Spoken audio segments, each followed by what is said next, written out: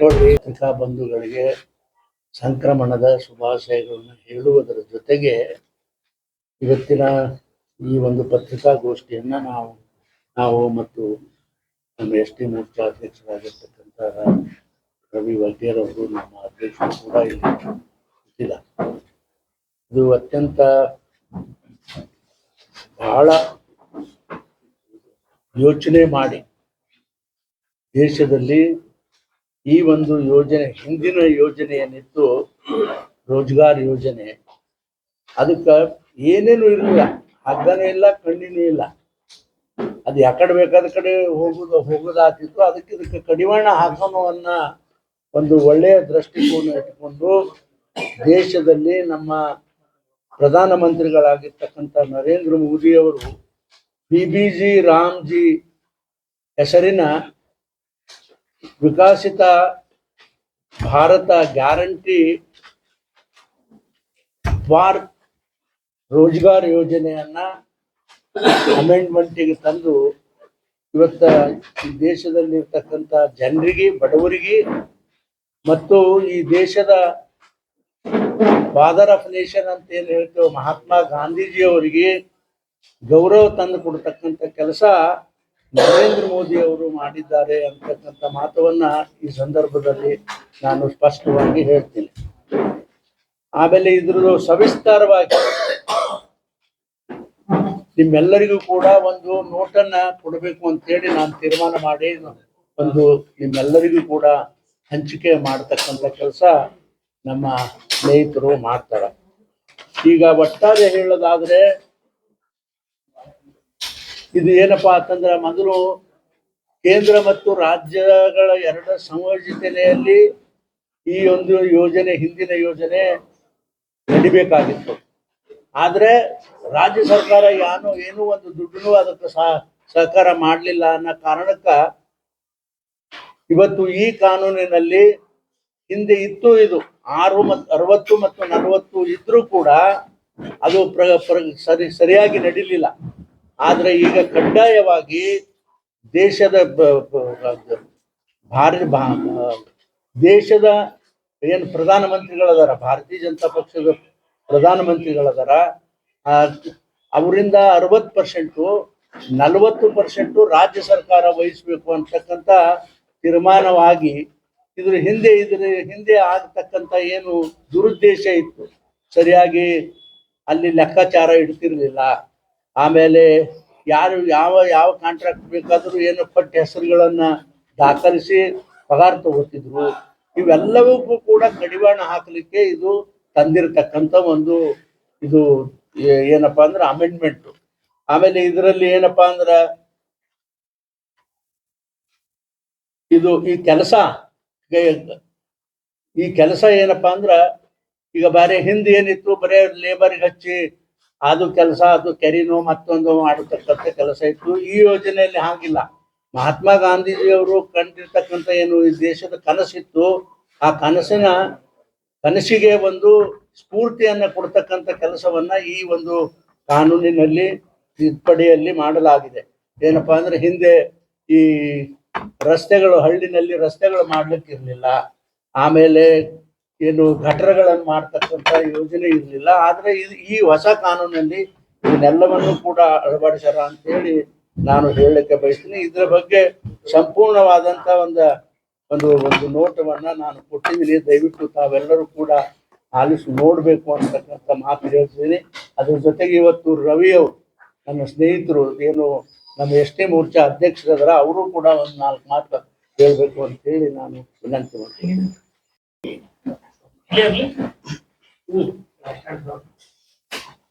ಎಲ್ಲ ಪತ್ರಿಕಾ ಮಾಧ್ಯಮದ ಬಂಧುಗಳಿಗೆ ಸಂಕ್ರಾಂತಿ ಹಬ್ಬದ ಶುಭಾಶಯಗಳನ್ನು ತಿಳಿಸುತ್ತಾ, ಈ ಒಂದು ಪತ್ರಿಕಾಗೋಷ್ಠಿಯಲ್ಲಿ ಉಪಸ್ಥಿತರಿರ್ತಕ್ಕಂಥ ಭಾರತೀಯ ಜನತಾ ಪಕ್ಷದ ಜಿಲ್ಲೆಯ ಅಧ್ಯಕ್ಷರಾಗಿರ್ತಕ್ಕಂಥ ಅಂಗಡಿಯವರು ಹಾಗೂ ನಮ್ಮ ಜಿಲ್ಲೆಯ ನೆಚ್ಚಿನ ಸಂಸದರು, ಮಾಜಿ ಕೇಂದ್ರ ಹಾಗೂ ರಾಜ್ಯದ ಮಾಜಿ ಸಚಿವರು ಆಗಿರ್ತಕ್ಕಂಥ ಸನ್ಮಾನ್ಯ ಶ್ರೀ ರಮೇಶ್ ಜಿಗಜಿಣಗಿ ಸಾಹೇಬರ ಒಳಗೊಂಡಂತ ಎಲ್ಲ ನಮ್ಮ ಪಕ್ಷದ ಮುಖಂಡರೇ, 2016ರಿಂದ 2025ರವರೆಗೆ ನಮ್ಮ ದೇಶದಲ್ಲಿ ಹಲವಾರು ಬಿಲ್ಗಳು ತರುವ ಮುಖಾಂತರ ಈ ದೇಶದ ಸರ್ವಾಂಗೀಣ ಅಭಿವೃದ್ಧಿ ಆಗಿರ್ತಕ್ಕಂಥದ್ದು ನಮ್ಮ ದೇಶಕ್ಕಷ್ಟೇ ಅಲ್ಲ ಇಡೀ ವಿಶ್ವವನ್ನೇ ಅದನ್ನ ಮೆಚ್ಚಿರ್ತಕ್ಕಂಥ ನಾವು ನೀವೆಲ್ಲ ನೋಡಿರ್ತಕ್ಕಂಥದ್ದು.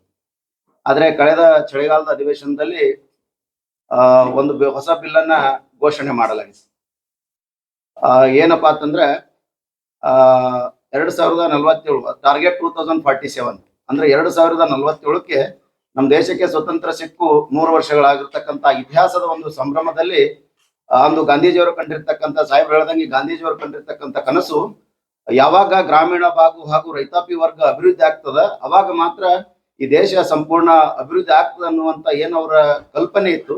ಅದನ್ನ ಮನಗಂಡಿರ್ತಕ್ಕಂಥ ನಮ್ಮ ದೇಶದ ಪ್ರಧಾನಮಂತ್ರಿ ಆಗಿರ್ತ ನರೇಂದ್ರ ಮೋದಿಜಿಯವರು BB-G ರಾಮ್ಜಿ ಅನ್ನುವಂತ ಒಂದು ಬಿಲ್ ಅನ್ನ ಮಂಡನೆ ಆಗಿರ್ತಕ್ಕಂಥದ್ದು ತಮ್ಮೆಲ್ಲರಿಗೂ ಗೊತ್ತಿರ್ತಂತ ವಿಷಯ.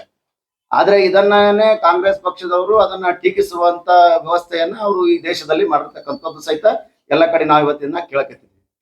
ಅಂದ್ರೆ ಟೀಕಿಸ್ಬೇಕಂತ ಅಂದ್ರೆ ಮೊದಲು ಒಬ್ಬ ಕೂಲಿ ಕಾರ್ಮಿಕನಿಗೆ 1 ವರ್ಷಕ್ಕೆ 100 ದಿನ ಉದ್ಯೋಗ ಕೊಡುವಂತದನ್ನ ಮೊದಲಿನ ಏನು ಇವತ್ತು ನಾವು ಅದನ್ನ ನರೇಗಾ ಅನ್ನುವಂತ ಯೋಜನೆಗಳನ್ನ ಬದಲಾವಣೆ ಮಾಡಿ BB-G ರಾಮ್ಜಿ ಮಾಡಿರ್ತೀವಿ. ಅದರಲ್ಲಿ 100 ಮಾನವ ದಿನಗಳನ್ನು ಕೊಡುವಂತ ಕೆಲಸ ಮೊದಲಿತ್ತು. ಆದ್ರೆ ಈಗ ಕೊಟ್ಟ ನರೇಂದ್ರ ಮೋದಿಜಿ ಅವರು ಹೊಸ ಬಿಲ್ ಅಲ್ಲಿ ಕೊಟ್ಟಿರ್ತಕ್ಕಂಥದ್ದು ಎಷ್ಟು 125 ದಿನಗಳು. ಅಂದ್ರೆ ಬಡ ಕೂಲಿ ಕಾರ್ಮಿಕರಿಗೆ 25 ದಿನ ಹೆಚ್ಚಿಗೆ ಕೊಟ್ಟದಕ್ಕಾಗಿ ಕಾಂಗ್ರೆಸ್ ಸರ್ಕಾರ ಟೀಕಿಸ್ತಾ ಇದ್ವು ಅನ್ನುವಂತ ಚರ್ಚೆ ಇವತ್ತಿನ ದಿನ ನಾವೆಲ್ಲ ಮಾಡ್ಬೇಕಾಗಿದೆ.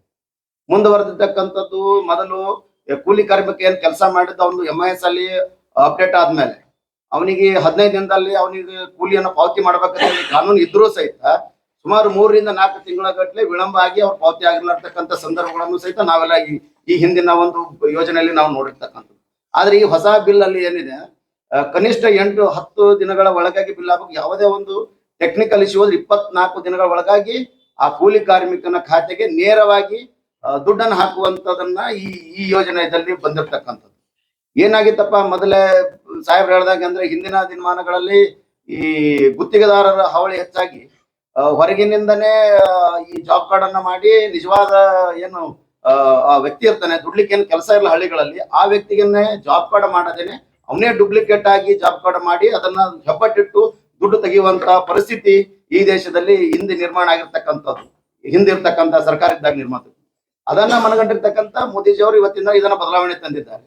ಮತ್ತ ಮುಂದುವರಿದು ಇವತ್ತು ನಮ್ಗ ರೈತಾಪಿ ವರ್ಗಕ್ಕೆ ಗ್ರಾಮೀಣ ಭಾಗದಲ್ಲಿ ಯೋಜನೆ ಇಂಪ್ಲಿಮೆಂಟ್ ಇರೋದ್ರಿಂದ ರೈತಾಪಿ ವರ್ಗಕ್ಕೆ ಯಾವುದೇ ತರದ ಒಂದು ಕೂಲಿ ಕಾರ್ಮಿಕರು ಸಿಗ್ಲಾರದಂತ ಒಂದು ಪರಿಸ್ಥಿತಿ ಇದ್ದ ಸಂದರ್ಭ ಅದನ್ನ ಮನಗಂಡಿರ್ತಕ್ಕಂಥ ನಮ್ಮ ಪ್ರಧಾನಿಗಳು 1 ವರ್ಷಕ್ಕೆ 60 ದಿನ ಇದಕ್ಕೆ ವಿರಾಮ ಕೊಡುವಂತ ಕೆಲಸವನ್ನ ಈ ಬಿಲ್ ಅಲ್ಲಿ ತಂದಿದ್ದಾರೆ.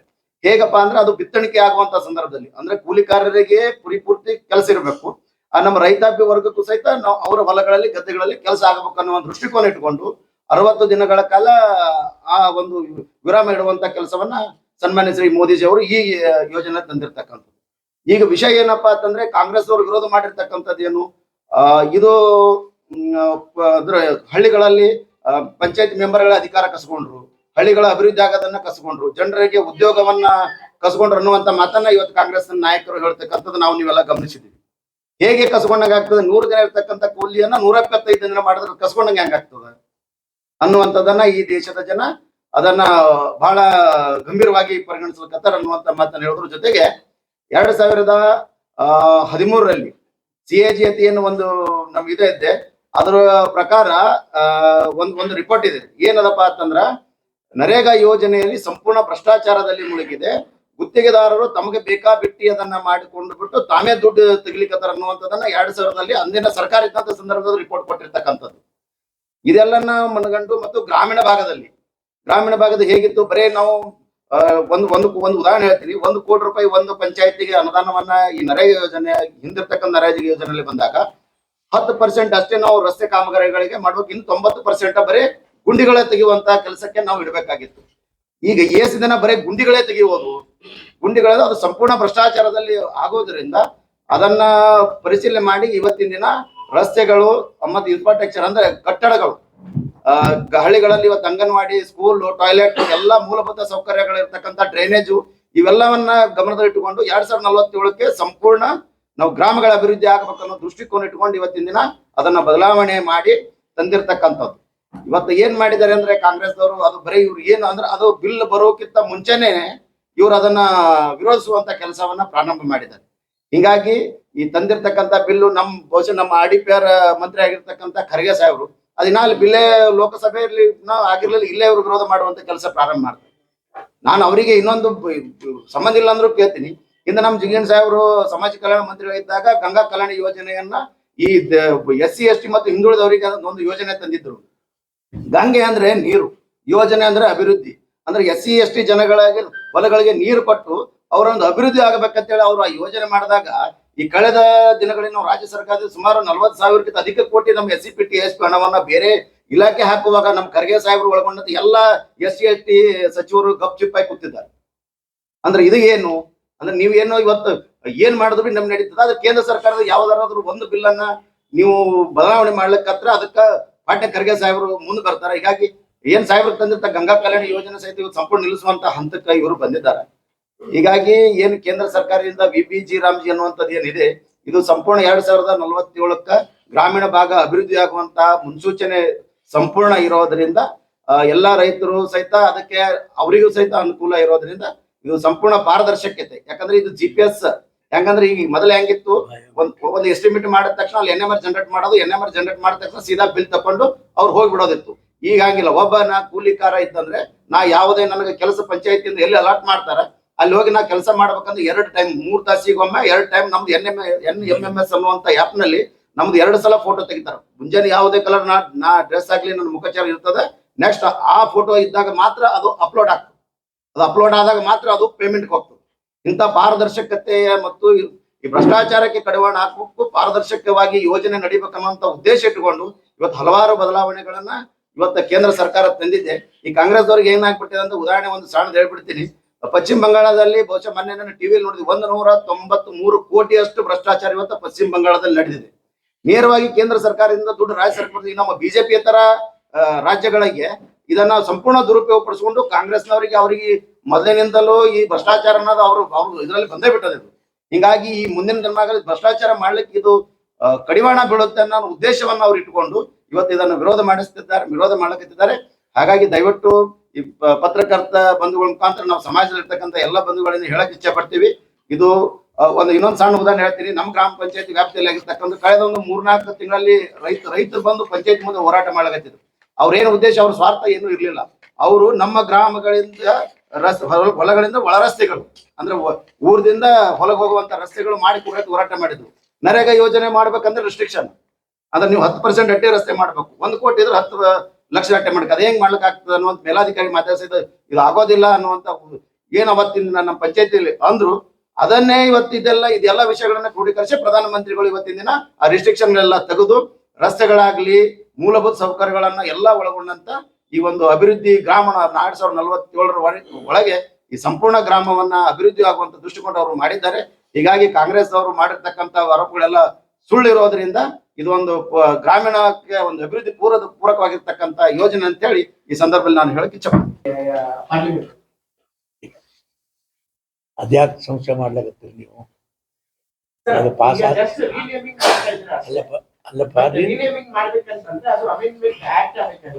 ಅಲ್ಲ, ಈ ಪಾರ್ಲಿಮೆಂಟ್ಗೆ ಪಾಸ್ ಆಗ್ಯದಲ್ರಿ ಅದು. ಈಗ ಪಾರ್ಲಿಮೆಂಟ್ ಪಾಸ್ ಆಗ್ಯದಲ್ಲ ಅದು.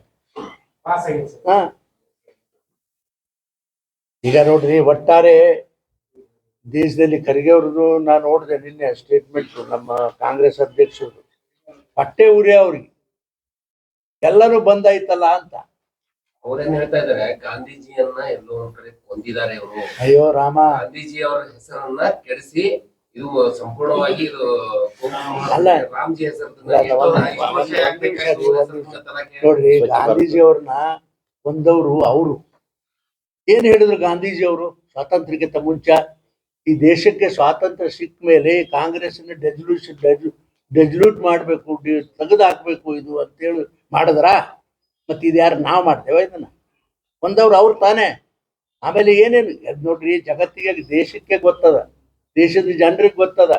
ಬಾಬಾ ಸಾಹೇಬ್ ಅಂಬೇಡ್ಕರ್ಗೆ ಮತ್ತು ಗಾಂಧೀಜಿಯವರಿಗೆ ಮಾಡಿರ್ತಕ್ಕಂಥ ಅನ್ಯಾಯ ಏನದು ಇಡೀ ದೇಶದ ಜನರಿಗೆ ಗೊತ್ತದಪ್ಪ. ಇವತ್ತು ನೋಡಿ, ಅವ್ರು ಏನು ಕನಸುಗಳಿದ್ದು ಒಂದೇರೆ ಮಾಡ್ಯಾರ. ಅವರು ಹಳ್ಳಿಗಳ ಸುಧಾರಣೆ ಆಗ್ಬೇಕು ಅಂದ್ರು, ಹಳ್ಳಿಗೆ ರೋಡ್ ಆಗ್ಬೇಕು ಅಂದ್ರು, ಹಳ್ಳಿಗೆ ಎಲ್ಲಾನು ಆಗ್ಬೇಕು ಒಂದೇರೆ ಏನಾರ ಮಾಡ್ಯಾರ? ಬರೀ ಏನು ಅಂತಂದ್ರೆ ಇದು ತಮಗೆ ದುಡ್ಡು ಹೊಡಿಲಿಕ್ಕೆ ಅವಕಾಶ ಇದು ತೆಗೆದು ಹಾಕ್ಬಿಟ್ಟಾರ ಅನ್ನೋ ಒಂದೇ ಒಂದು ಹೊಟ್ಟೆ ಕಿಚ್ಚಿಗಾಗಿ ಹೊಟ್ಟೆ ಉರಿ ಈ ಕೆಲಸ ಮಾಡ್ತಾ ಇದ್ದಾರೆ. ಕಾಂಗ್ರೆಸ್ನವರ ಆರೋಪ ಏನಿದೆ ಅಂದ್ರೆ ಈ ಯೋಜನೆಯಿಂದ ಸರ್ಕಾರಕ್ಕೆ ಏನು ಕೇಂದ್ರ ಸರ್ಕಾರದ ಹಣಗಳನ್ನು ಏನು ರಾಜ್ಯ ಸರ್ಕಾರಕ್ಕೆ ಕೊಡಬೇಕಾಗಿತ್ತು, ಆ ಹಣ ಕೊಡದೆ ಆಗದೇ ಇರೋ ಹಿನ್ನೆಲೆಯಲ್ಲಿ ಇದನ್ನ ತಡೆ ಹಿಡಿದು ಈ ಯೋಜನೆ ಹೆಸರಲ್ಲಿ ದುಡ್ಡು ಬಿಡುಗಡೆ ಮಾಡಬಾರ್ದು ಅನ್ನೋ ದೃಷ್ಟಿಕೋನದಲ್ಲಿ ಇರೋದೊಂದು ಪ್ರೊಪಗಂಡಾ ಕ್ರಿಯೇಟ್ ಮಾಡಿದ್ದಾರೆ ಅಂತಕ್ಕಂಥ ಆರೋಪ ಕಾಂಗ್ರೆಸ್. ನೋಡ್ರಿ, ಅವ್ರದ್ದು ಸ್ವಭಾವ ಆರೋಪ ಮಾಡೋದಲ್ಲ. ಅಲ್ಲ, ಈಗ ಹಿಂದೆನೂ ಕೂಡ ಏನಿತ್ತು, ಕೇಂದ್ರ ಮತ್ತು ರಾಜ್ಯ ಸರ್ಕಾರಗಳ ಸಂಯೋಜನೆಯಲ್ಲಿ ಈ ಯೋಜನೆ ನಡಿಬೇಕಂತಿತ್ತು. ಆದ್ರೆ ₹1 ರಾಜ್ಯ ಸರ್ಕಾರದವ್ರು ಹಿಂದೆ ಯಾವತ್ತೂ ಕೂಡ ಇದಕ್ಕೆ NREGಗೆ ಖರ್ಚು ಮಾಡಲಿಲ್ಲ. ₹1 ಅದು ಕೇಂದ್ರ ಸರ್ಕಾರವೇ ಸಂಪೂರ್ಣ ಭರಿಸ್ತಿತ್ತು. ಈಗೂ ಕೂಡ ಇದಕ್ಕೆ ರೆಸ್ಟ್ರಿಕ್ಷನ್ ಆಗ್ಬೇಕು. ಬರೀ ಕೇಂದ್ರ ಸರ್ಕಾರದ ಹಣ ಇವು ಬರೀ ಲೂಟಿ ಹೊಡಿತಾರ ಅನ್ನೋ ಕಾರಣಕ್ಕಾಗಿ ರಾಜ್ಯ ಸರ್ಕಾರಕ್ಕೂ ಕಂಪಲ್ಸರಿ ನೀವು 40% ಹಾಕ್ಲೇಬೇಕು ಅಂತಕ್ಕಂಥದ್ದು ರಿಸ್ಟ್ರಿಕ್ಷನ್ ಈ ಒಂದು ಕಾನೂನಿನಲ್ಲಿ ತಂದಾರ. ಅದಕ್ಕೆ ಇವೆಲ್ಲವೂ ಕೂಡ ಬಿಸಿ ತಟ್ಟದವ್ರಿ. ಆ 40% ಕಂಪಲ್ಸರಿ ಅದಕ್ಕೆ ಮಾಡಿದ್ರು, ಏನು ಸುಮ್ಮನೆ ಮಾಡಿದ್ರ? ಆದ್ರೆ ಅವ್ರಿಗೆ ಒಂದು ಜವಾಬ್ದಾರಿ ಇರ್ತದ, ಒಂದು ಜವಾಬ್ದಾರಿ ಅವ್ರಿಗೆ ವಹಿಸೋಣ ಅನ್ನೋ ಕಾರಣಕ್ಕೆ ಅದು ನೀವು 40% ಕಂಪಲ್ಸರಿ ಮಾಡ್ತಕ್ಕಂಥ ಕೆಲಸ ಮಾಡಿ. ರಾಜ್ಯ ಸರ್ಕಾರಗಳನ್ನು ಎಲ್ಲೆಲ್ಲಿ ಕಾಂಗ್ರೆಸ್ ಸರ್ಕಾರ ಇದೆ ಅಲ್ಲಿ ಹೊರೆ ಹಾಕಬೇಕು, ಅದಕ್ಕೆ ಅನಿವಾರ್ಯತೆ ರಾಮ, ಈ ದೇಶದಲ್ಲಿ ಎಷ್ಟು ರಾಜ್ಯದಾಗ ಕಾಂಗ್ರೆಸ್ ಅದಾವ್ರಿ? ಯಾವಂದೋ 2 ಕಡೆ ಎಲ್ಲೆಲ್ಲೋ ಅದಾವ. ಅವು ಹುಡುಕ್ಬೇಕು. ಇನ್ನು ಮುಂದಿನ ದಿನಮಾನಗಳು ಇದನ್ನು ಸಿಗೋದಿಲ್ಲ. ಈ ರಾಜ್ಯದಾಗ ಏನ್ ಕಾಂಗ್ರೆಸ್ ಸರ್ಕಾರದಲ್ಲಿ ಇನ್ನು ಮುಂದಿನ ದಿನ ಅದನ್ನು ಮರ್ತು ಬಿಡೋದು. ಈಗ ಜನ ಸಾಕಾಗಿ ಹೋಗ್ಯಾರ. ಜನರಿಗೆ ಒಂದು ಅಭಿವೃದ್ಧಿ ಕೆಲಸ ಇಲ್ಲ, ಒಂದು ಏನಿಲ್ಲ. ಹಿಂದೇನು ಸರ್ಕಾರ ನೋಡ್ರಿ, ಈ ಮೊನ್ನೆ ಬಂದ ಬಿಜಾಪುರಕ್ಕೆ, ಮೊನ್ನೆ ಇಂಡಿಗೆ ಬಂದ್ರು. ಇಂಡಿಗೆ ಬಂದು ಏನ್ ಹೇಳಿದ್ರು, 4,000 ಕೋಟಿ ದೊಡ್ಡ ದನಿದೆ, 4,000 ಕೋಟಿ ಇಂಡಿಯಾ ಅಭಿವೃದ್ಧಿಗೆ ನಾ ರೊಕ್ಕ ಕೊಡ್ತೀನಿ ಅಂತ ಹೇಳಾದ್ರು. ಅದು ಬಂದು ಎಷ್ಟು ದಿನ ಆಯ್ತಪ್ಪ? 3 ತಿಂಗಳ ಮ್ಯಾಲ ಆಯ್ತು ಬಂದ್ ಹೋಗಿ ₹1 ಕೊಡ್ಲಿಲ್ಲ. ಆಮೇಲೆ ಬಿಜಾಪುರಕ್ಕೆ ಬಂದ್ರು, ಬಿಜಾಪುರ ಅಭಿವೃದ್ಧಿಗೆ 8,000 ಕೋಟಿ ಕೊಡ್ತೀನಿ ಅಂತ ಹೇಳಿ ದೊಡ್ಡ ದನಿ ಹೇಳಿ ಹೋದ್ರಪ್ಪ. ಅದಕ್ಕೆ ಒಟ್ಟಾರೆ ನಾ ಹೇಳೋದೇನಂದ್ರ, ದೀಪ ಆರೋ ಮುಂದ ಅದು ಢಂಬಾಚಾರ ಮಾಡ್ತದಲ್ಲ, ಅಂದ್ರೆ ಜಾಸ್ತಿ ಉರಿತದಲ್ಲ, ಹಂಗ ಅದು ಉರಿಲಕತ್ತದ ಅಷ್ಟೇ. ಈಗ ಅದು ಬೆಂಕಿ ಹತ್ತದಲ್ಲ. ಆ ಬೆಂಕಿ ಹತ್ತಿ ಕಾರಣಕ್ಕಾಗಿ ಇದನ್ನೆಲ್ಲ ಏನೇನೋ ಮಾಡ್ಕೊತ ಹೊಂಟಾರ. ಹೋಲಿ ದೇವ್ರ ಜನ ಅಂತೂ ಇವ್ರಿಗೆ ಎಂದೂ ಜೀವನದಾಗ ಕ್ಷಮೆ ಮಾಡೋದಿಲ್ಲ. ಮುಂದಿನ ಸಲ ಈ ಸರ್ಕಾರ, ಈ ರಾಜ್ಯದಾಗಂತೂ ಸರ್ಕಾರ ಬರೋದಿಲ್ಲ. ದೇಶದಲ್ಲಂತೂ ಮರೆತು ಹೋಗ್ಬೇಕು. ಯಾಕಂದ್ರೆ ಅಲ್ಲಿ ನಾಯಕತ್ವ ಇಲ್ಲ, ದೇಶದಲ್ಲಿ ನಾಯಕತ್ವ ಇಲ್ಲ. ಇಂಥ ಹುಡುಗ ಚಣ್ಣಿ ಅಂಗಿ ಹಾಕೊಂಡು ಬರೋ ಹುಡುಗನಿಗೆ ಅವನಿಗೆ ಲೀಡರ್ ಅದು ಒಪ್ಕೋತಾರೇನ್ರಿ? ಕಾಂಗ್ರೆಸ್ ಹಳಿ ಜನ ಒಪ್ಕೊಳ್ಳೋದಿಲ್ಲ. ಅದಕ್ಕಾಗಿ ಕಾಂಗ್ರೆಸ್ ಸತ್ಯಾನಾಶ ಆಗಿ ಹೋಗುದು 100ಕ್ಕೆ 100 ನಿಜ. 10% ಯಾಕೆ ಹೇಳಿದ್ರಿ? 10% ಇತ್ತು ಮೊದಲು, ಈಗ 40% ಅನ್ನ ಯಾಕೆ ಹೇಳಿದ್ರಿ? ಅವ್ರ ಮೇಲೆ ಕೇಂದ್ರ ಸರ್ಕಾರದಲ್ಲಿ ದುಡ್ಡು ಇಲ್ವಾ ಅಂತಕ್ಕಂಥ ಪ್ರಶ್ನೆ ಅವ್ರು ಕೇಳ್ತಾರೆ. ಅಲ್ಲಲ್ಲ, 40 ಮೊದಲು ಕೂಡ ಇತ್ತು. ಅದು ಅಲ್ಲ, 10% ಅಲ್ರಿ, 40% ಮೊದಲು ಕೂಡ ಇತ್ತು. ಆದ್ರೆ ಖರ್ಚು ಮಾಡ್ತಿರ್ಲಿಲ್ಲ ಅವ್ರೇನು.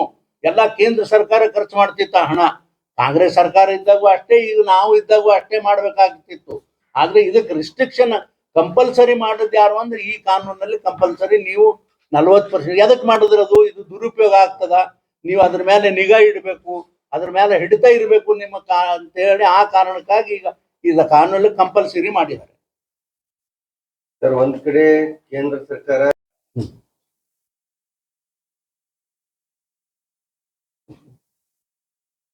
ಅಲ್ಲ, ಯಾವಾಗ ನಿನ್ನೆನಾ ಮೊನ್ನೆ ಸ್ಟೇಡಿಯಂಗೆ ಜಿ ಪರಮೇಶ್ವರ್ ಇರಬೇಕು ಅಂತ.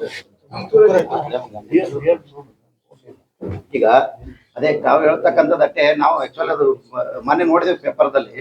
ನಾವು ಮಾಡಿದ್ದು, ಅವ್ರು ಮಾಡಿರ್ತಕ್ಕಂಥದ್ದು ಪರಮೇಶ್ವರ್ ಅವರು ತಮ್ಮ ಸ್ವಂತ ಹೆಸರು ಇಟ್ಕೊಂಡಿರ್ತಕ್ಕಂಥ ಅವರು ತುಮಕೂರಲ್ಲಿ. ನಾವು ಮಾಡಿರ್ತಕ್ಕಂಥದ್ದು ಗ್ರಾಮೀಣ ಭಾಗದ ಗಾಂಧೀಜಿಯವರ ಕನಸನ್ನೇ ಇವತ್ತು ನಾವು ಸಾಕಾರಗೊಳಿಸಿಕೊಂಡಿರ್ತಕ್ಕಂಥದ್ದು ಕೇಂದ್ರ ಸರ್ಕಾರ. ಈಗ ಎಷ್ಟೋ ಗಾಂಧೀಜಿಯವರು ಇಲ್ಲಿ ನಮ್ಮ ರಾಜ್ಯದಲ್ಲಿ 27 ಯೋಜನೆಗಳಿಗೆ ಈ ಗಾಂಧೀಜಿಯವರು, ಇಂದಿರಾ ಗಾಂಧಿ, ಇವರು 27 ಹೆಸರುಗಳು ಯಾವ ಹಂಗ ಹೆಸರು ಚೇಂಜ್ ಮಾಡುವಂತ ಉದ್ದೇಶ ಏನಾದ್ರು ನಮ್ದಲ್ಲಿ ಒಟ್ಟು ಹೆಸರು ಚೇಂಜ್ ಮಾಡ್ಬೋದಾಗಿತ್ತು. ಆದ್ರೆ ಇದು ಗಾಂಧೀಜಿಯವರು ಕಂಡಿರ್ತಕ್ಕಂಥ ಗ್ರಾಮ ಸ್ವರಾಜ್ಯ ಅಂದ್ರೆ ಗ್ರಾಮಗಳು ಉದ್ಧಾರ ಆಗ್ಬೇಕು, ಗ್ರಾಮಗಳು ಅಭಿವೃದ್ಧಿ ಆದ್ರೆ ದೇಶ ಉದ್ಧಾರ ಆಗ್ತದೆ ಉದ್ದೇಶ, ಅವರ ಉದ್ದೇಶ ಇಟ್ಕೊಂಡೇ ಈ ಯೋಜನೆಯನ್ನ ಚೇಂಜ್ ಮಾಡಿದ್ದು. ಅವ್ರು ಯಾವ ಗಾಂಧೀಜಿಯವರ ಹೆಸರು ಚೇಂಜ್ ಮಾಡೋಕೆ ಅವ್ರು ಕಾಂಗ್ರೆಸ್ ಅವ್ರು ಮಾಡಿದಾರೆ ನೋಡ್ರಿ. ತಮ್ಮ ಗಾಂಧೀಜಿಯವರ ಹೆಸರು ತಗ ತಮ್ಮ ಸ್ವಂತ ಹೆಸರು ಇಟ್ಕೊಂಡಿದ್ದಾರೆ ತುಮಕೂರು ಸ್ಟೇಡಿಯಂ.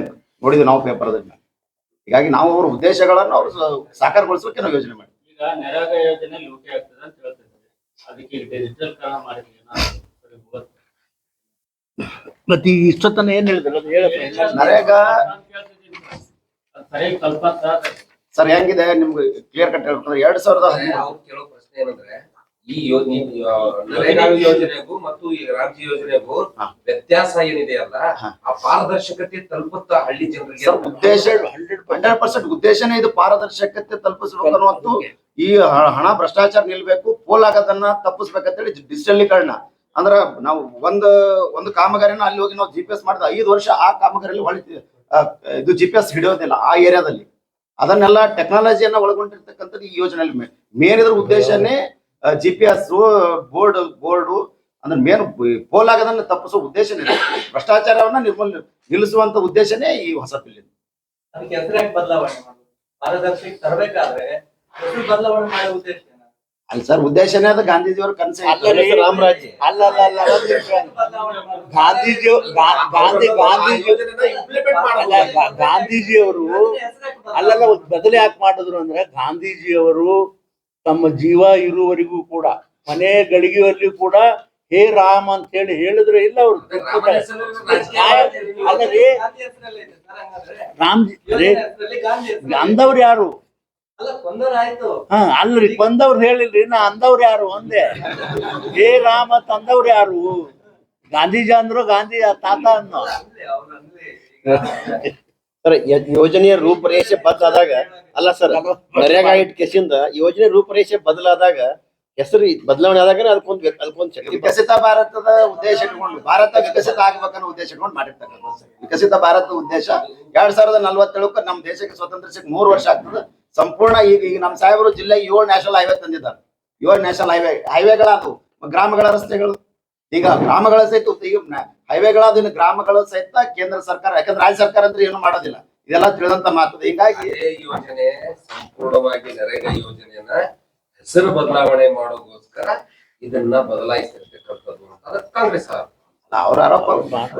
ಹೆಸರು ಅಷ್ಟೇ ಬದಲಾವಣೆ, ಏನ್ ಡಿಜಿಟಲೀಕರಣ ಅವ್ರದ್ದು ತಮ್ಮ ಇದೆ ಅದರಲ್ಲಿ ಅದಿರ್ಲಿಲ್ಲ, ಅದೆಲ್ಲ ಇರ್ಲಿಲ್ಲ. ಬೇಕಾದವ್ರು ದುಡ್ಡು ತಕೊಂಡು ಹೋಗ್ತಾರೆ ಬಯೋಮೆಟ್ರಿಕ್ ಇತ್ತು ಅವ್ರದ್ದು. ಅದು ಬಟನ್ ಒತ್ತದ ಮ್ಯಾಗೆ ಅಲ್ಲಿ ಹೋಗಿ ಹೆಬ್ಬಟ್ ಒತ್ತದ ಮ್ಯಾಗೆ ದುಡ್ಡು ಬರ್ಬೇಕು. ಈ ಯೋಜನೆ ಅಡಿ ಕೂಲಿ ಎಷ್ಟು ಕೊಡ್ತೀರಿ ಸರ್? 370. ಹೊರಗಡೆ ಹೋದ್ರೆ ಎಷ್ಟು ಸಿಗುತ್ತೆ? ಹೊರಗಡೆ ಎಷ್ಟು ಸಿಗ್ತದೆ? 300 ಅಷ್ಟೇ ಸರ್. 374 ಮತ್ತೆ 60 ದಿನಗಳ ಕಾಲ ನಾವು ಕೊಟ್ಟಿದ್ವಲ್ಲ ರೈತರು. ಪಾರದರ್ಶಕತೆ ಮತ್ತೆ ಯೋಜನೆ ತಂದಿರೋ ಉದ್ದೇಶ ಅಲ್ಲ ಸರ್, ಹಳ್ಳಿಗಳಲ್ಲಿ ಅದೇ ಸರ್ ಅವ್ರು ಕೊಡ್ತಕ್ಕಂತ ಯೋಜನೆ 2014 191 ರೂಪಾಯಿ ಕೂಲಿ ಸರ್. ಅವರು ನಮ್ಮ ಸರ್ಕಾರ ಬರೋಕ್ಕಿಂತ ಮುಂಚೆ 191 ರೂಪಾಯಿ ಈ ನರೇಗಾ ಕೂಲಿ. ನಿಮ್ಮ ಸರ್ಕಾರ ಬಂದ್ಮೇಲೆ 370 ಆಗಿದೆ ಸರ್. 370 ಆಗಿದೆ. ಹಾ ಸರ್, ಸರಿ ಡಬಲ್ ಆಯ್ತು ಸರ್. Totally sir. ಈಗ ಇದು ಸಂಸದರಿಗೆ ನಾವು ಕೇಳೋದಂದ್ರೆ, ನಿನ್ನೆ ರಾಹುಲ್ ಗಾಂಧಿ ಅವರು ಮೈಸೂರು ಅಲ್ಲಿ ಸಪರೇಟ್ ಆಗಿ ಕರ್ಕೊಂಡು ಹೋಗಿ ಸಿದ್ದರಾಮಯ್ಯ ಅವರಿಗೆ, ರಾಹುಲ್ ಗಾಂಧಿ ಇವರಿಗೆ, DK ಅವ್ರಿಗೆ ಕರ್ಕೊಂಡು ಹೋಗಿ ಸಪರೇಟ್ ಆಗಿ ಮಾತಾಡ್ತಾರೆ. ಏನ್ CM ಬದಲಾವಣೆ ಪ್ಲಾನ್ ಹಾಕೊಂಡಿದಾರ ಅವ್ರ ಪಾರ್ಟಿದು ನಮ್ಮ ಪಾರ್ಟಿದು ನೋಡ್ರಿ, ಅದನ್ನ ನಾವು ಹೇಳಕ್ಕಾಗಲ್ಲ, ನಾವು ಹೇಳುದು ಇಲ್ಲ. ಅಲ್ಲಲ್ಲ, ಯಾಕೆ ಅದಂದ್ರೆ ಈಗ ರಾಜ್ಯದ ಪರಿಸ್ಥಿತಿ ಏನಾಗಿದೆ, ಬರೀ CM ಬದಲಾವಣೆಯನ್ನು ಕುತೂಹಲ ಆಗಿದೆ. ನೀವು ಬಿಜೆಪಿದವರು ಕೂಡ ಇವರು ಅಭಿವೃದ್ಧಿ ಕೆಲಸ ಮಾಡ್ತಾರಲ್ಲ ಅಂತ ಬರೀ ಆರೋಪ ಮಾಡ್ತಾ ಇದ್ರಿ. ಪ್ರತಿಭಟನೆನೂ ಇಲ್ಲ, ಏನೂ ಇಲ್ಲ. ಅದ್ರ ನಿಟ್ಟಿನಲ್ಲಿ ಏನ್ ಹೇಳ್ತೀವಿ ತಾವು ಹಿರಿಯ ಮುಖಂಡರಿದ್ದೀರಿ. ಅಲ್ಲ ಇಂತಪ್ಪ, ಈಗ ನೋಡ್ರಿ, ಕಾಂಗ್ರೆಸ್ನಲ್ಲಿ ಭಯಂಕರ ವಿಪರೀತದ ನೀವು ನೋಡ್ತಿರಲ್ಲ, ದಿನ ಹೊತ್ತು ಹೊಂಟ್ರ ಮತ್ ಮುನ್ಗದ್ರ ಇವತ್ತು ಠಗರ ಮತ್ತ ಪಾಣಿನ ಕುಸ್ತಿ ನಡೆದದ. ಮತ್ತ ಆ ಠಗರ ಮತ್ತು ಪಾಣಿನ ಕುಸ್ತಿ ನಡೆದಾಗ ಏನಾಗ್ತದ ಅನ್ನೋದು ಅವ್ರಿಗೆ ಕನ್ಫ್ಯೂಸ್ ಆಗಿಬಿಟ್ಟದ. ಈಗ ನಿರ್ಣಯ ಏನ್ ಮಾಡ್ಬೇಕನ್ನೋದು ಗೊತ್ತಾಗಲ್ತು. ಕೊನೆಗೆ ಒಂದು ನಿರ್ಣಯಕ್ಕೆ ಬರ್ತಾರೆ ಇವತ್ತು ನಾಳೆ. ಆದ್ರೆ ಇಷ್ಟು ಮಾತ್ರ 100ಕ್ಕೆ 100 ಸತ್ಯ. ಬಹುಶಃ ಇದು ಅವನೇ ಉಳಿತಾರೋ ಇಲ್ಲ ಅನ್ನೋದು ನಮ್ಗೆ ಸಂಶಯ ಅದಪ್ಪ ಅಷ್ಟೇ. ಆದ್ರೆ ನೀವು ಏನ್ ಕೇಳೋದು ವಿಸ್ತಾರವಾಗಿ ಇಲ್ಲಿ ನಿಮ್ಮ ಜಿಲ್ಲಾ ಮಂತ್ರಿಗಳದಾರ, ಬೇರೆ ಮಂತ್ರಿಗಳದಾರ, ಅವ್ರು ಕೇಳ್ರಿ. ಅವ್ರು ಹೇಳ್ತಾರೆ ಅದಕ್ಕೆ ಮಾಡಿದ್ರು, ಏನ್ ಮಾತಾಡಿದ್ರು, ಅವ್ರು ಏನ್ ಹೇಳಿದ್ರು. ಅದು ನಮಗ್ ಕೇಳಿದ್ರೆ ನಾವೇನ್ ಹೇಳುದು? ಆಮೇಲೆ ನೀವು ಕೂಡ ಪ್ರತಿಭಟನೆಯಲ್ಲಿ ಭಾಗಿಯಾಗಿದ್ರೆ. 107 ದಿನ ಇಲ್ಲಿ ಹೋರಾಟಗಾರರು ಪ್ರತಿಭಟನೆ ಮಾಡಿದ್ರು. ಸರ್ಕಾರಿ ಮೆಡಿಕಲ್ ಕಾಲೇಜನ್ನ ಮಾನ್ಯ ಸಿದ್ದರಾಮಯ್ಯ ಅವರು ಅಪ್ರೂವ್ ಕೊಟ್ಟರು. ಅದಕ್ಕೆ ಈಗ ನೋಡ್ರಿ, ಮತ್ತೆ ಹೋರಾಟಕ್ಕ ಜಗಕ್ಕ ನಾವು ಎಲ್ಲರೂ ಹೋಗಿದ್ದೆವು. ಅವ್ರಿಗೆ ಸಂತಾನನು ಹೇಳಿದೆವು. ಸಂತಾನ ಹೇಳಿ ಅಟ್ಟೆ ಬಿಟ್ಟಿಲ್ಲ.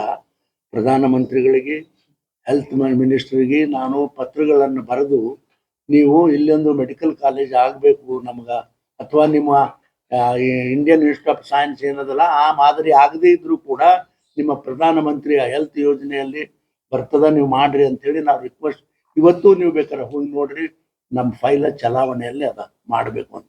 ಆದರೆ ಇವತ್ತು ನಾವು ಮಾಡ್ತೇವೆ ಅಂತ ಹೇಳಿ ಅನೌನ್ಸ್ ಮಾಡ್ಯಾರ, ಅಲ್ಲಿಗೆ ನಾನು ಕೈ ಬಿಡ್ತೀನಿ ಅಷ್ಟೇ. ಅಂದ್ರೆ ಮತ್ತೆ ಹೋರಾಟಗಾರರ ಮೇಲೆ ಕೇಸ್ ಹಾಕಿದ್ದಾರೆ.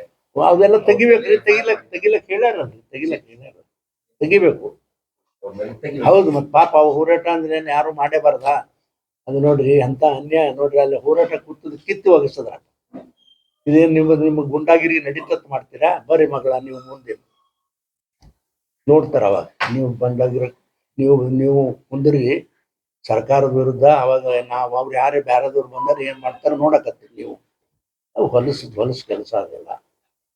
ಸರಿ, ಸಿದ್ದರಾಮಯ್ಯ ಮುಂದುವರಿಬೇಕಾ ಡಿ ಕೆ ಶಿಗೆ ಅಧಿಕಾರ ಕೊಡ್ಬೇಕು?